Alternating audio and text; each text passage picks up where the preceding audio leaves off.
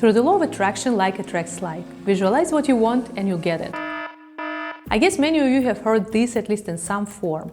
And this idea, I will think of something that I really want and it will come to me, is very tempting. But is it supported by scientific research? Not really. And today I will give you some examples of that. But what's more important is that scientists didn't just prove this so-called law of attraction wrong, they also found a way how we can visualize our goals to actually increase the chances of achieving them. And this is what this video is about. Hi, I'm Rina Kim and this is the Psy-Facts channel. Here we're talking about different ways to improve your life using psychological and neuroscientific knowledge. And today we are talking about visualizing our goals. First, I want to shortly explain what the law of attraction is, for those of you who never heard about it. But actually, I think that most of you have heard about the idea, if not the term. And the idea here is very simple. It states that positive thoughts attract positive experiences into our life, and negative thoughts attract negative experiences. And this so-called law is based on the notion that our thoughts are made of quote-unquote pure energy, and that like energy attracts like energy. That's why hundreds of internet gurus are telling us to sit, relax, and imagine that Porsche we want so badly, or the position in that law firm that we want to get, and so on. And these fantasies alone are supposed to bring us everything we want. It sounds very convincing, afterwards it's a law, right? And also very comfortable. You just need to sit, relax, and imagine. Unfortunately, scientific studies show that positive fantasies, this is how it's called in science, so positive fantasies are not just not useful, they can also be harmful. One example of this is a weight reduction program study, where people were taking part in a weight reduction program for 8 weeks, and before the program they were asked to give their expectations on how much weight they were going to lose. And what the scientists found afterwards is that the more weight participants lost in their dreams in the beginning, the less weight they lost in reality. This study was conducted by Gabriele Oettingen, who is now a professor of psychology at New York University and University of Hamburg. And she spent a lot of time investigating this topic. So today I will be mostly talking about research from her team or the research that her team was involved in. In another study, they checked college students and they asked them to fantasize about their exam grades. And they found that the more positive students were in their dreams, the better grades they got, the lower their result was. In a third study I want to mention, students at vocational school were supposed to give some expectations on their results of the vocational program. And the researchers found here as well that the more positive expectations people had about their success in the program, the lower their real GPA was and the more days they skipped. So positive fantasies are harmful for goal achievement in different areas: health, personal relationship, career, studying, and so on. But one interesting thing that I also want to mention is that they can also be harmful for economic development of whole countries. In this study, Oettingen and her colleagues checked the presidential addresses of presidents of the United States, and they found that the more positive those addresses were, the more positive thinking was in there, the more the gross domestic product and unemployment rate went down during their tenure. And this is really insane. So simply put, the law of attraction is wrong. It is not a good idea, according to science, to visualize your goals if you really want to achieve them. Then no daydreaming, no imagining your bright future.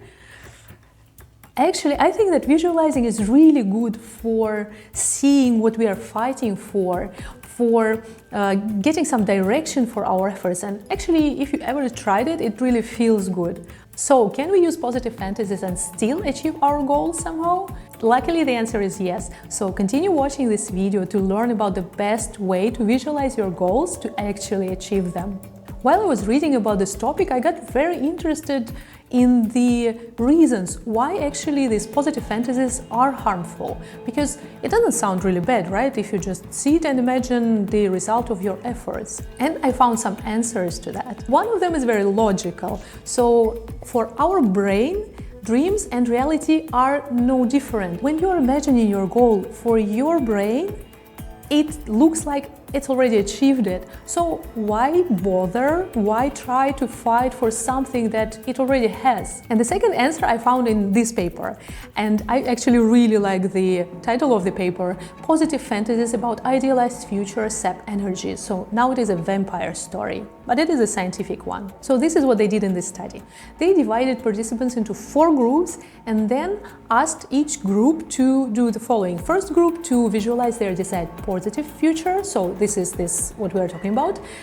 Second group visualize negative future. Third, question their desired future. And the last group was just supposed to have some neutral fantasies. While they were doing that, the scientists were measuring their systolic blood pressure because it is one proxy to see our energy levels.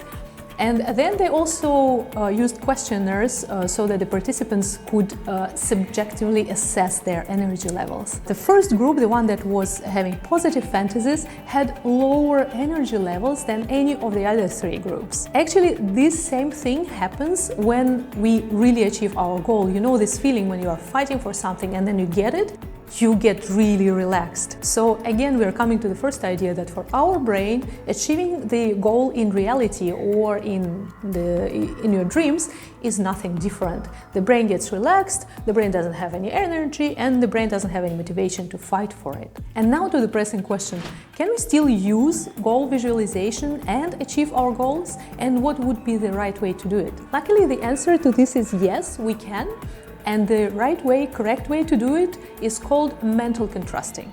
Basically, mental contrasting is contrasting your desired goals with obstacles in the present reality. In the end of this video, I will give you exact instructions on how to do it. Mental contrasting proved to be very efficient in really different areas. For example, for students, it was helpful in language learning, improving in math, studying abroad, enrolling in vocational training. In the health domain, it was used to help people to reduce or even quit smoking, as well as increase physical exercise. There were also several studies showing that mental contrasting is helpful in social domain. It leads to improved interpersonal relationships. It can facilitate getting to know an attractive stranger. It can also increase our tolerance towards out-group members, which actually the world really needs right now. It can also promote seeking and giving help. I will leave the links to all the papers that I'm mentioning down below if you want to check them, but I guess you got the idea that mental contrasting can really help in achieving our goals in different domains of life. And the question is, how exactly it works. We know now why positive fantasies do not work, why they can be harmful, and now the question is how this method, that sounds pretty similar, how this method works. And this is what I found. So the positive effect that mental contrasting has relies on 3 subconscious processes. And the first one of them is cognition. Mental contrasting helps us strengthen these mental associations between our goals and reality, so it makes our goal more real to us. The other side of this is that it helps us identify relevant obstacles and also to plan how we can overcome these obstacles. The second process that is involved in positive effect of mental contrasting is energization. And we already saw that simple positive fantasies leave us relaxed and without any energy, and on the other side, mental contrasting can provide us with more energy to achieve our goals in the case when we see those goals as achievable. And the third process involved in positive effect of mental contrasting is response to negative feedback. So when we are doing something, when we are trying to achieve some goal, setbacks happen. Sometimes something goes wrong, we do something wrong, something happens. And when people use mental contrasting, they can process the information that is contained in the setbacks, which helps them to move forward. And on the other side, mental contrasting also protects the subjective sense of competence, so that people who are using it, they don't feel worthless when something goes wrong. So how exactly can you use this wonderful technique? I will give you 3 steps to follow and one important rule that I will mention in the end. Step number 1, identify the desired goal, one at a time. Step number 2, visualize your goal. Here you can do everything that internet gurus advise you. Sit down, relax, imagine your goal achieved. Imagine all the details, how good it will feel, taste, smell, whatever, depending on your goal. Imagine as detailed as you can. And then here is the difference. Instead of just moving on with your day feeling nice and relaxed, move to the step number 3, which is identify the main obstacles that stand between you and your desired goal. And again, visualize them in as many details as possible. What can happen after that is option number 1, you see that these obstacles are surmountable, so you just move towards your goal. Option number 2, obstacles are too big. Then you can modify your goal. You can try later when the circumstances are better. You can also try to get rid of the obstacles or cancel the goal completely. And all this is fine because you are in charge. You are the one deciding what is happening. And this is the important rule. Do it exactly in this order. Don't switch or skip the steps. Scientists already tried that and it is not working. It is this simple, but it is efficient. So maybe next time you want to achieve a goal, try using this method. By the way, there is an improved version of this method which is called mental contrasting with implementation intentions. Comment down below if you want me to make a video about that one. And in general, the topic of goal setting is very interesting to me, so I will be making more videos about it, so stay tuned. Thank you for being with me today and see you next time. Bye!